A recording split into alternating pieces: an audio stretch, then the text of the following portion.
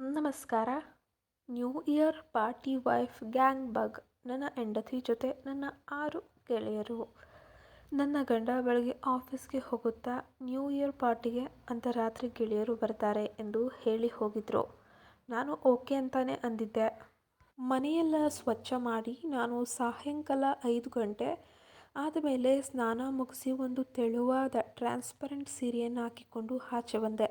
ಆ ಸೀರೆ ಮತ್ತು ರವಿಕೆ ತುಂಬಾ ತೆಳುವಾಗಿದ್ವು, ಒಳಗಡೆ ಎಲ್ಲ ಕಾಣುವಷ್ಟು. ತೆಳ್ಳಗೆ ಇರೋ ಬಟ್ಟೆ ಆಗಿತ್ತು. ನಾನು ನಡೆಯುವಾಗ ನನ್ನ ಕಾಲುಗಳು ಸಲೀಸಾಗಿ ಕಾಣ್ತಿದ್ವು. ಹಾಗೆ ನನ್ನ ರವಿಕೆ ಸಹ ನನ್ನ ಮೈಬಣ್ಣದೇ ಆಗಿತ್ತು. ಅದಕ್ಕೆ ನನ್ನ ರವಿಕೆನೇ ಹಾಕಿಲ್ಲ ಅಂತ ಅನ್ನಿಸ್ತಾ ಇತ್ತು. ಅದು ಬೇರೆ, ಬ್ರಾಲೆಸ್ ರವಿಕೆ ಬೇರೆ.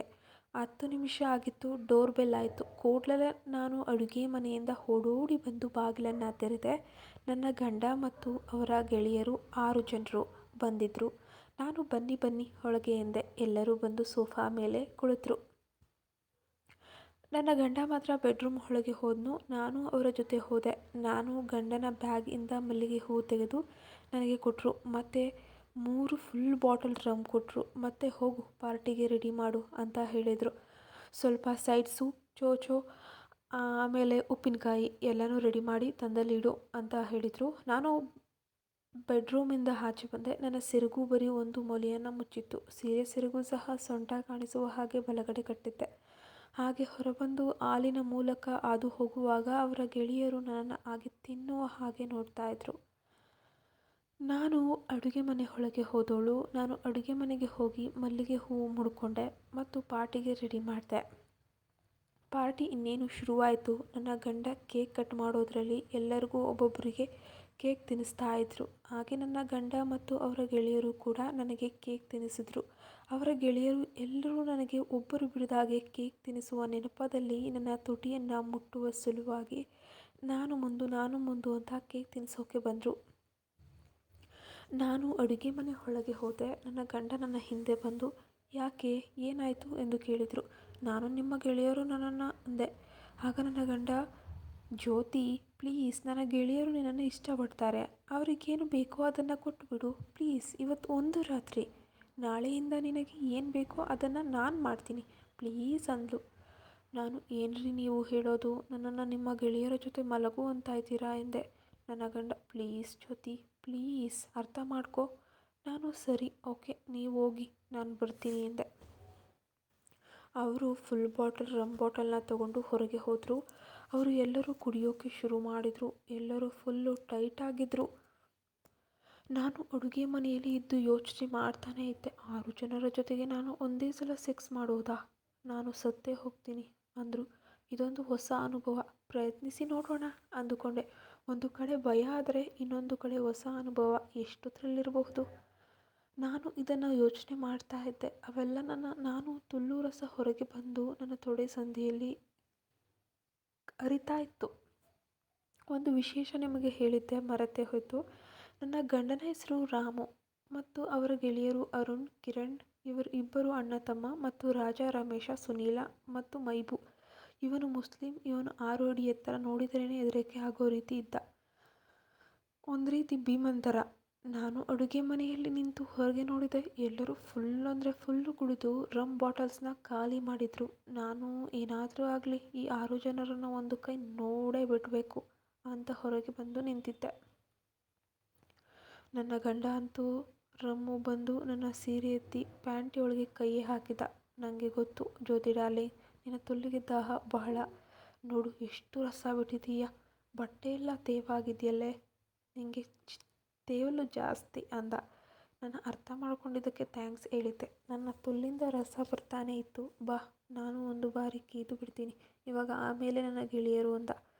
ನಾನು, ಆಯಿತು ಸರಿ ಅಂತ ಹೇಳಿದೆ. ನನ್ನನ್ನು ಅಲ್ಲೇ ಟೇಬಲ್ ಮೇಲೆ ಕೂರಿಸಿ ಕಾಲು ಅಗಲಿಸಿ ಒದ್ದೆ ಆಗಿದ್ದ ನನ್ನ ತುಲ್ಲಿನ ಒಳಗೆ ನಾನು ಗಂಡನ ತುಣ್ಣೆ ಸಲೀಸಾಗಿ ಹೊರಟೋಯ್ತು. 30 ನಿಮಿಷ ನನ್ನ ತೆಂಗಿದ್ರು. ನನ್ನ ಗಂಡನ ಗೆಳೆಯನಿಗೆ ನನ್ನನ್ನು ನೋಡುತ್ತಾ ಇದ್ದರೆ ಹಾಗೆಯೇ ನನ್ನ ಗಂಡ ರಾಮು ರಸ ನನ್ನ ತುಲ್ಲಿನಲ್ಲಿ ಬಿಟ್ಟರು.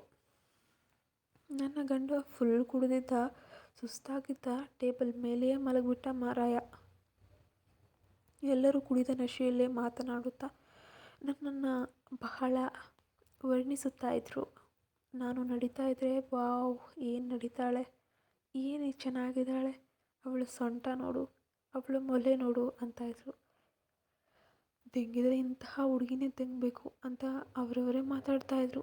ನಾನು ಬೇಕಂತಲೇ ನನ್ನ ತುಳ್ಳು ತೊಡೆಗಳು ಕಾಣುವಂತೆ ಆಡಿಸ್ತಾ ಇದ್ದೆ. ಒಂದೊಂದು ಸಲ ಪಿರ್ರೆಗಳು ಅವರಿಗೆ ಕಾಣುವಂತೆ ಬಗ್ಗಿ ನಿಲ್ತಾ ಇದ್ದೆ. ಒಂದೊಂದು ಸಲ ಬಾಗಿರುವಾಗ ಅವರು ನನ್ನ ಪಿರ್ರೆಗಳನ್ನ ಚಿವುಟಿ ವಾವ್ ಏನು ಸ್ಮೂತ್ ಕಾಣೋ, ವಾವ್ ವಾವ್ ಅಂತ ಇದ್ದ. ನಾನು ಇನ್ನೂ ತಡ ಮಾಡಬೇಡಿ ಅಂತ ಹೇಳಿದೆ. ಕಿರಣ್ ಸರಿ ಅಂತ ಪ್ಯಾಂಟ್ ಬಿಚ್ಚಿ ತುಣ್ಣೆ ಕೈಯಲ್ಲಿ ಇಟ್ಕೊಂಡು ಚಿಬು ಬಾ ಜ್ಯೋತಿ ಹತ್ತಿಗೆ ಅಂದ. ನಾನು ಕೆಳಗೆ ಕೂತು ಕಿರಣ್ ತುಣ್ಣೆ ಚಿಪ್ತಾ ಇದ್ದೆ. ಸ್ವಲ್ಪ ದೂರದಲ್ಲಿ ಕೂತಿದ್ದ ರಾಜ ಹತ್ತಿರ ಬಂದು ನನ್ನ ಲಂಗ ಕೆಳಗೆ ಎಳೆದ. ಮೊದಲು ಭಯ ಆಯಿತು, ಆದರೆ ಮತ್ತೆ ಸುಮ್ಮನಾಗ್ಬಿಟ್ಟೆ. ರಾಜ ನನ್ನ ಪಿರ್ರೆಗಳನ್ನು ಇಸುಗುತ್ತಾ ಇದ್ದ. ಹಾಗೆ ನನ್ನ ಮೊಲೆ ಇಸುಕಲು ಕೈ ಹಾಕಿದ. ನಾನು ನನ್ನ ಕೈ ತೆಗೆದು ಬ್ರಾ ಸರಿಸಿ ಕೊಟ್ಟೆ. ಸ್ವಲ್ಪ ಹೊತ್ತಿನ ನಂತರ ರಾಜ ತುಣ್ಣೆ ನಿಗರಿತ್ತು. ಹಾಗೆ ನನ್ನ ಕಾಲು ಅಗಲಿಸಿ ತುಣ್ಣೆಯನ್ನು ನನ್ನ ಪಿರ್ರೆಗಳಿಗೆ ಉಜ್ಜುತ್ತಾ ಇದ್ದ. ನನಗೆ ಆ ಸುಖ ಗಗನಕ್ಕೆ ಹೋಗ್ತಾ ಇತ್ತು. ನಾನು ಮೇಲಕ್ಕೆದ್ದು ಲಂಗ ತೆಗೆದು ಬ್ರಾ ಬಿಚ್ಚಿ ಬೆತ್ತಲಾದೆ. ಸ್ವಲ್ಪ ಹೊತ್ತಿಗೆ ಮುಂಚೆ ತೆಗೆಸಿಕೊಂಡಿದ್ದಕ್ಕೆ ನನ್ನ ತುಳ್ಳು ಇನ್ನೂ ಒದ್ದೆಯಾಗಿಯೇ ಇತ್ತು. ಅದನ್ನು ನೋಡಿ ಅರುಣ್ ಫ್ರೆಂಡ್ಸಿಗೆ ಹೇಳ್ತಾ ಇದ್ದ, ಈಗ ತಾನೇ ಅವಳಿಗೆ ಒಂದು ಶಾಟ್ ಹಾಕಿದ ರಾಮು, ಅದಕ್ಕೆ ಇವಳ ತುಳು ಇನ್ನೂ ಒದ್ದೆಯಾಗಿದೆ ಇದೆಲ್ರೋ ಅಂತ. ಆಗ ರಮೇಶ ನನ್ನ ಹತ್ತಿರ ಬಂದು ಅತ್ತಿಗೆ ನನ್ನ ತುಣ್ಣೆ ಚಿಪ್ತೀರಾ ಅಂದ. ಆಗ ನಾನು ಹೇಳಿದೆ, ನಾನು ಸೋಫಾ ಮೇಲೆ ಕೂತ್ಕೊಳ್ತೀನಿ ಇರು ಅಂತ ಹೇಳಿ ಹೋಗಿ ಕೂತೆ. ರಮೇಶ ಬಂದು ತುಣ್ಣೆ ನನ್ನ ಬಾಯಲ್ಲಿಟ್ಟ. ಚೆನ್ನಾಗಿ ಚಿಪ್ಪುತ್ತಾ ಇದ್ದೆ. ದಪ್ಪನೆ ಉದ್ದನೆ ಅವನ ತುಣ್ಣೆ ತುಂಬ ಚೆನ್ನಾಗಿ ಬೆಳೀತಾ ಇತ್ತು. ಉನ್ಮಾದದಿಂದ ರಮೇಶ ನನ್ನ ಗಂಟಲವರೆಗೂ ತೂರಿಸಿ ಚೀಪಿಸಿಕೊಳ್ತಾ ಇದ್ದ. ನನ್ನ ಮೊಲೆಗಳು ನೇರವಾಗಿ ಸೆಟೆದು ನಿಂತಿದ್ವು. ಹಾಗೆ ಸೋಫಾ ಮೇಲೆ ಮಲಗಿದ್ದ ರಮೇಶ ತುಣ್ಣೆ ಹೊರಗೆ ತೆಗೆದು ನನ್ನ ತಿಕ್ಕ ಹಿಡ್ಕೊಂಡು ಒಂದು ಸಲ ನನ್ನ ತೊಡೆಗಳಿಗೆ ಕಿಸ್ ಮಾಡಿ ಸರಕ್ಕನೆ ನನ್ನ ತುಲ್ಲಿನಲ್ಲಿ ತೂರಿಸ್ಬಿಟ್ಟ. ನನ್ನ ಗಂಡನ ತುಣ್ಣೆ ರಸ ಇನ್ನೂ ತುಲ್ಲಿನಲ್ಲಿದ್ದರಿಂದ ರಮೇಶ ತುಣ್ಣೆ ಸಲೀಸಾಗಿ ನನ್ನ ತುಲ್ಲಿನಲ್ಲಿ ಆರಾಮವಾಗಿ ನುಗ್ಗಿ ಬರ್ತಾ ಇತ್ತು. ನಾನು ಉನ್ಮಾದದಿಂದ ತಲೆ ಮೇಲೆ ಕೆತ್ತಿ ಮೊಲೆ ಇಸುಗುತ್ತಾ ನನ್ನ ತೊಡೆ ಅಗಲಿಸಿ ರಮೇಶ್ಗೆ ತುಲ್ಲು ಕೊಟ್ಟಿದ್ದೆ. ಇದನ್ನು ನೋಡ್ತಾ ಇದ್ದ ಅರುಣ್ ನನ್ನ ತಲೆ ಹತ್ತಿರ ಬಂದು ನನ್ನ ಮೊಲೆ ಎಸಗಿದ. ನಾನು ಅರುಣ್ ತುಣ್ಣೆ ಹೊರಗೆ ತೆಗೆದು ಅಬ್ಬಬ್ಬ, ನಾನು ಇದುವರೆಗೂ ಈ ಥರ ಇಷ್ಟು ಉದ್ದ ಇಷ್ಟು ದಪ್ಪ ತುಣ್ಣೆ ನೋಡಿರಲಿಲ್ಲ, ಒಳ್ಳೆ ಕೊಬ್ಬಿದ ಗೂಳಿಯಂತೆ ಇದೆ. ಅವನ ತುಣ್ಣೆ ನನ್ನನ್ನು ಹುಚ್ಚೆಬ್ಬಿಸ್ತು. ಆತುರವಾಗಿ ಅದನ್ನು ಅಪ್ಪಿ ಕಿಸ್ ಮಾಡಿ ನೆಕ್ಕಿದೆ. ಅದಕ್ಕಂತಲೇ ಕಾಯ್ತಾ ಇದ್ದ ಅರುಣ್ ಒಂದು ಕೈಯಲ್ಲಿ ತುಣ್ಣೆ ಹಿಡ್ಕೊಂಡು ಇನ್ನೊಂದು ಕೈಯಲ್ಲಿ ನನ್ನ ತಲೆ ಹಿಡ್ಕೊಂಡು ನನ್ನ ಬಾಯಲ್ಲಿ ಬಲವಂತದಿಂದ ತುರುಕ್ಬಿಟ್ಟ. ಅಬ್ಬಬ್ಬ, ಒದ್ದೆಯಾದ ಅರುಣ್ ತುಣ್ಣೆಗೆ ನನ್ನ ಬಾಯಿ ಸಾಕಾಗಲೇ ಇಲ್ಲ. ಅರ್ಧ ತುಣ್ಣೆ ಆಚೆಗೆ ಇತ್ತು. ನಾನು ನನ್ನ ಬಾಯಿ ಅಗಲವಾಗಿ ಅಗಲಿಸಿ ಅರುಣ್ ತುಣ್ಣೆಗೆ ಆಹ್ವಾನ ಕೊಟ್ಟೆ. ಬಾಯಿ ತುಂಬ ಅರುಣ್ ತುಣ್ಣೆ ತುಂಬಿದ್ರಿಂದ ರಮೇಶ ದೆಂಗುವುದು ನನಗೆ ಗೊತ್ತಾಗಲೇ ಇಲ್ಲ. ಒಮ್ಮೊಮ್ಮೆ ರಮೇಶ ಜೋರಾಗಿ ದೆಂಗ್ತಿದ್ದ. ಆಗ ನನಗೆ ಕಿರುಚಲು ಕೂಡ ಆಗ್ತಾ ಇರಲಿಲ್ಲ, ಅಷ್ಟು ನೋವು ಆಗ್ತಿದ್ರು. ಅರುಣ್ ತುಣ್ಣೆ ನನ್ನ ಬಾಯಿ ತುಂಬ ಇತ್ತು. ಕೆಳಗಡೆ ರಮೇಶ್ ಕೇದು ರಸ ಸುರಿಸ್ತಾ ಇದ್ದ. ಅರುಣ್ ತುಣ್ಣೆ ವಿಕಾರವಾಗಿ ನುಗ್ಗಿ ನಿಂತು ನನ್ನ ಬಾಯನ್ನು ದೆಂಗ್ತಾ ಇತ್ತು. ಇಂತಹ ತುಣ್ಣೆಗೋಸ್ಕರ ನಾನು ತುಂಬ ದಿನದಿಂದ ಕಾಯ್ತಾ ಇದ್ದೆ. ಇನ್ನೂ ಚೀಪಿದ್ದು ಸಾಕು, ದೆಂಗಿಸ್ಕೊಳ್ಳೋಣ ಅಂತ ತುಣ್ಣೆ ಹೊರಗೆ ತೆಗೆದು ತುಲ್ಲಿನಲ್ಲಿ ತೋರಿಸು ಅಂತ ಹೇಳಿದೆ. ಆದರೆ ಅರುಣ್ ನನ್ನ ತುಟಿಗಳ ಮೇಲೆ ತುಣ್ಣೆ ಸವರುತ್ತಾ, ಈಗ ಬೇಡ ಜ್ಯೋತಿ ಅತ್ತಿಗೆ, ಮೊದಲ ಸಲ ನಿನ್ನಂತಹ ಹುಡುಗಿನ ದೆಂಗ್ತಾ ಇದ್ದೀನಲ್ವಾ, ನಿನ್ನನ್ನು ಚೆನ್ನಾಗಿ ನಿನ್ನ ತುಲ್ಲು ತಿಕ್ಕ ಅರಿದು ಹೋಗುವಂತೆಯೇ ದೆಂಗಬೇಕು. ಈಗಲೇ ದೆಂಗಿದರೆ ರಸ ಬಂದು ಬಿಡುತ್ತೆ. ಅದಕ್ಕೆ ಇನ್ನೂ ಚೆನ್ನಾಗಿ ಚೀಪು, ಬಾಯಲ್ಲಿ ರಸ ಬಿಡ್ತೀನಿ, ಆಮೇಲೆ ನಿನ್ನ ದೆಂಗಿ ಬಸರು ಮಾಡ್ತೀನಿ ಎಂದ. ಅಬ್ಬಾ, ಅರುಣ್ ಮಾತು ಕೇಳಿ ನನ್ನ ಮೈ ತುಂಬ ಬಿಸಿಯಾಗಿ ಹೋಯಿತು. ತುಣ್ಣೆಯನ್ನು ಮೃದುವಾಗಿ ಕಚ್ಚಿ ಲೊಚ ಅಂತ ತುಣ್ಣೆಗೆ ಕಿಸ್ ಮಾಡಿ ಉನ್ಮಾದ ಆವೇಶದಿಂದ ಚಿಪ್ತಾ ಇದ್ದ. ಪಕ್ಕದಲ್ಲೇ ಕೂತಿದ್ದ ರಾಜ ಹತ್ತಿರ ಬಂದ. ಆಗ ಅರುಣ್ ಹೇಳಿದ ರಾಜಾಗೆ, ನಾನು ಇವಳೆಲ್ಲ ಲಾಸ್ಟ್ನಲ್ಲಿ ಇದ್ದೀನಿ, ನೀವೆಲ್ಲ ಈಗ ಎಷ್ಟು ಬೇಕೋ ಅಷ್ಟು ಕೇಯ್ದು ದೆಂಗ್ಬಿಡಿ ಅಂದ.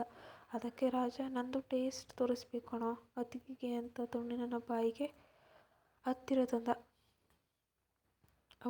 ಅವನ ಸೊಗಸಾದ ಬೆಳ್ಳನೆಯ ರಾಜ ತುಣ್ಣೆ ನೋಡಿ ಕೈಲಿಡ್ಕೊಂಡು ಹಿಂದೆ ಮುಂದೆ ಮಾಡ್ತಾ ಇದ್ದ. ಒಮ್ಮೆ ಅರುಣ್ ತುಣ್ಣೆ ಹೊರಗೆ ತೆಗೆದು ರಾಜ ತುಣ್ಣೆ ಬಾಯಲ್ಲಿ ತೂರಿಸ್ಕೊಂಡು ಚೀಪಿದೆ. ಸ್ವಲ್ಪ ಹೊತ್ತಿನಲ್ಲೇ ರಾಜ ಅತ್ತಿಗೆ, ಸಾಕು ಬಿಡು ಅಂದ. ಸರಿ ಅಂತ ಬಿಟ್ಟುಬಿಟ್ಟೆ. ರಾಜನನ್ನ ತುಲ್ಲು ತುಂಬಿಸಿ ಎಂದೆ. ನಾನು ಅರುಣ್ ತುಣ್ಣೆ ಚಿಪ್ತೀನಿ ಅಂದೆ. ಅದಕ್ಕೆ ರಾಜ, ಅತ್ತಿಗೆ, ಅರುಣ್ ತುಣ್ಣೆ ತುಂಬ ದಪ್ಪ, ನಿನ್ನ ತುಲ್ಲು ಅರಿದಾಗ್ತಾನೆ ಇವತ್ತು ಅಂದ. ರಾಜ ನನ್ನ ತುಲ್ಲಿನಲ್ಲಿ ತೋರಿಸಿದ. ನನಗೆ ಏನೂ ಗೊತ್ತಾಗಲಿಲ್ಲ. ನನ್ನ ಗಂಡ ಮತ್ತು ರಮೇಶನ ರಸ ನನ್ನ ತುಲ್ಲು ತುಂಬ ಇತ್ತು. ರಾಜಾಗೆ ಏನೂ ಅನ್ನಿಸ್ಲಿಲ್ಲ ಅಂತ ಕಾಣುತ್ತೆ. ಅದಕ್ಕೆ ಜ್ಯೋತಿಯತ್ಗೆ ಬೋರಲಾಗಿ ಮಲಗು, ತಿಕ್ಕಾದಿಂತೀನಿ ಎಂದ. ಅದಕ್ಕೆ ನಾನು ಬೇಡ ರಾಜ, ಬೇಡ, ಅದು ತುಂಬ ಟೈಟು, ನಂಗೆ ತುಂಬ ನೋವಾಗುತ್ತೆ, ಅದನ್ನು ತಡ್ಕೊಳಕ್ಕಾಗಲ್ಲ ಕಣೋ ಅಂದೆ. ಅದಕ್ಕೆ ರಾಜ, ಅಯ್ಯೋ ಏನೂ ಆಗಲ್ಲ ಅದಕ್ಕೆ, ನಿಧಾನಕ್ಕೆ ಮಾಡ್ತೀನಿ, ನಂಗೆ ಗೊತ್ತಾಗತ್ತೆ ಅಂದ. ಅತ್ತಿಗೆ ಅಂದ. ಅರುಣ್ ಕೂಡ ಅತ್ತಿಗೆ ಒಂದು ಕೆಲಸ ಮಾಡಿ ಕೆಳಗೆ ಇಳಿದು ಹಾಸಿಗೆ ಹತ್ತಿರ ಬಂದು ನನ್ನ ಕಡೆ ಮುಖ ಮಾಡಿ ಬಗ್ಗಿ, ನಾನು ಬಾಯಲ್ಲಿಡ್ತೀನಿ, ಇಂದಿನಿಂದ ರಾಜ ತೆಗ್ತಾನೆ ಅಂದ.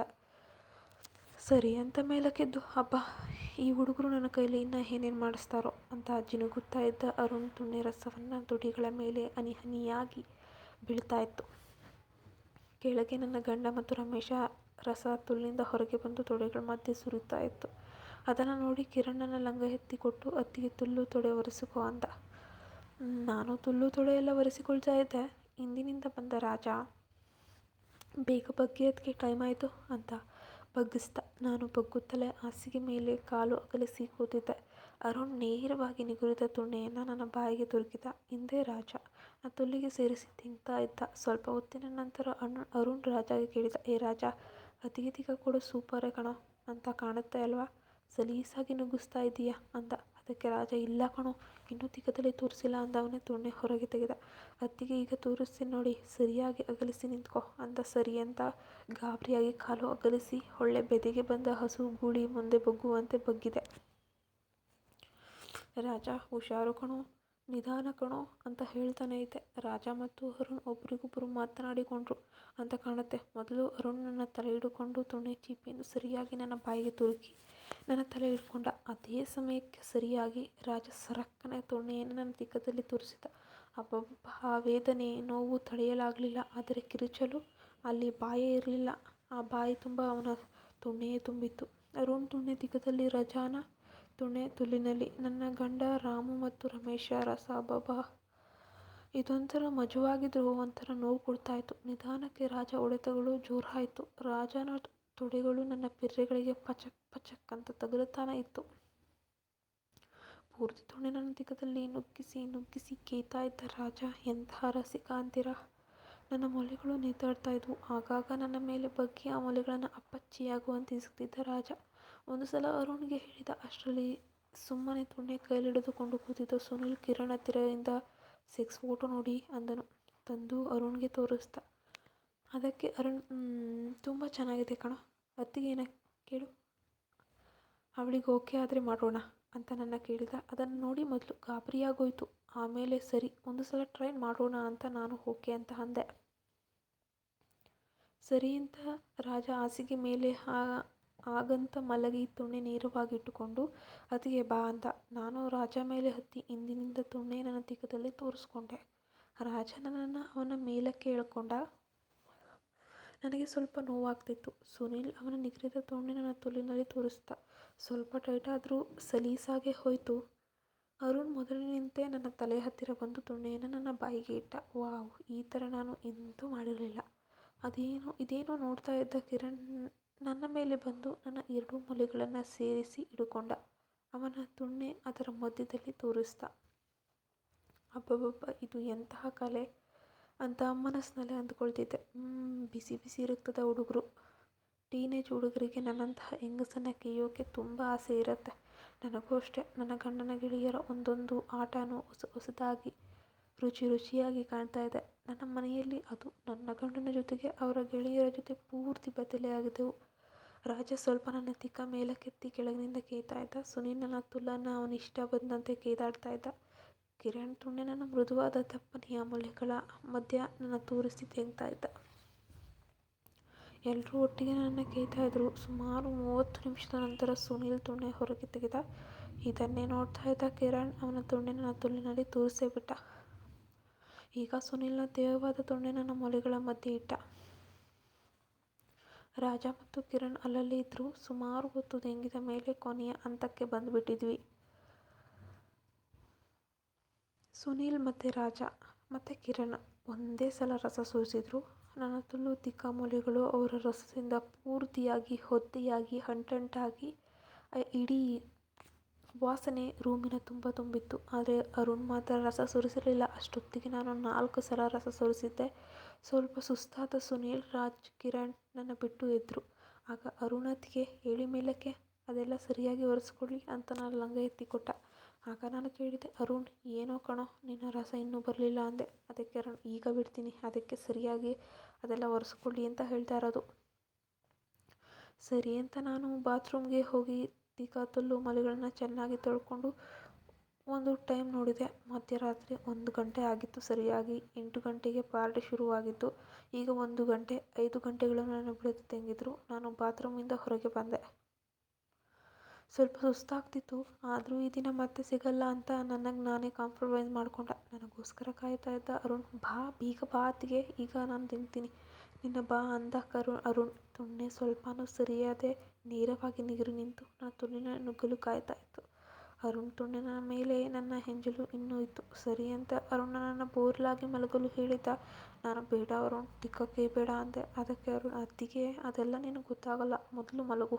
ಈಗ ನಾನು ನಿನ್ನ ಕೇಯೋದು ನೋಡಿದರೆ ಆಮೇಲೆ ನೀನು ಇದೇ ಥರ ಮಾಡು ಮಾಡು ಮಾಡು ಮಾಡು ಅಂತ ಪದೇ ಪದೇ ಕೇಳಬೇಕು, ಗೊತ್ತಾಯ್ತಾ? ಮೊದಲು ಮಲಗು ಅಂದ. ಸರಿ ಆಯಿತು, ಅದೇನು ಮಾಡ್ತೀಯೋ ಮಾಡಪ್ಪ ಅಂತ ಮಲಗಿದೆ. ನನ್ನ ಸೊಂಟಕ್ಕೆ ಸರಿಯಾಗಿ ದಿಂಬು ಫಿಲ್ಲೋ ಕೊಟ್ಟು ಕಾಲು ಅಗಲಿಸಿ ನನ್ನ ಮೇಲೆ ಮಲಗಿದ ಅರುಣ್. ಕಾದ ಕಬ್ಬಿಣದಂಥ ತೊಣ್ಣೆ ನನ್ನ ಪಿರ್ರೆಗಳ ಮಧ್ಯೆ ಇತ್ತು. ಇದೇನೋ ಒಂಥರ ಹೊಸ್ದಾಗಿತ್ತು. ಹಾಗೆ ಮಲಗಿ ನನ್ನ ಅಪ್ಪಿ, ಅತ್ತಿಗೆ ತಿಕ್ಕ ಸ್ವಲ್ಪ ಮೇಲಕ್ಕೆತ್ತಿ ಅಂದ. ನಾನು ತಿಕವನ್ನು ಸ್ವಲ್ಪ ಮೇಲಕ್ಕೆತ್ತೆ. ಅಯ್ಯೋ ಏನು ಮಾಡ್ತಾ ಇದೆಯೋ, ಅಬ್ಬಬ್ಬಬ್ಬ ನೋವಾಗ್ತಿದೆ. ಸರಕ್ಕನೆ ಅರುಣ್ ರಾಡು ನನ್ನ ತೂತಿನಲ್ಲಿ ನುಗ್ಗಿತ್ತು.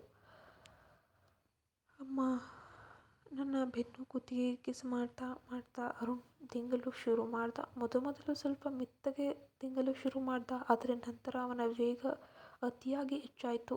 ಅರುಣ್ ತುಂಬ ಎಕ್ಸ್ಪರ್ಟ್ ಅಂತ ಕಾಣಿಸುತ್ತೆ. ನನ್ನಂಥ ಹೆಂಗಸನ್ನು ತೃಪ್ತಿಪಡಿಸೋದು ಅರುಣ್ಗೆ ಚೆನ್ನಾಗಿ ಗೊತ್ತು. ಮೇ ಬಿ ನನ್ನಂಥ ಹೆಂಗಸರಿಗೆ ಈ ಥರ ತೃಪ್ತಿಪಡಿಸಿರಬಹುದು. ನನಗಿಂತ ಸುಮಾರು 5 ವರ್ಷ ಚಿಕ್ಕವನಾದರೂ ಅರುಣ್ ಒಂದೊಂದು ಆಟಕ್ಕೆ ನಾನು ಅರುಣ್ ಸ್ಲೇವ್ ಆಗಿಬಿಟ್ಟಿದ್ದೆ. ಕೇವಲ ಸೆಕ್ಸ್ ಸಿನಿಮಾಗಳಲ್ಲಿ ಮಾತ್ರ ನೋಡಿದಂತಹ ಪ್ರಯೋಗಗಳನ್ನು ನಾನು ಒಂದು ಒಳ್ಳೆ ಕೊಬ್ಬಿದ ಕಾಮ ತುಂಬಿದ ಹುಡುಗರ ಜೊತೆ ಮಾಡ್ತಾ ಇದ್ದೆ.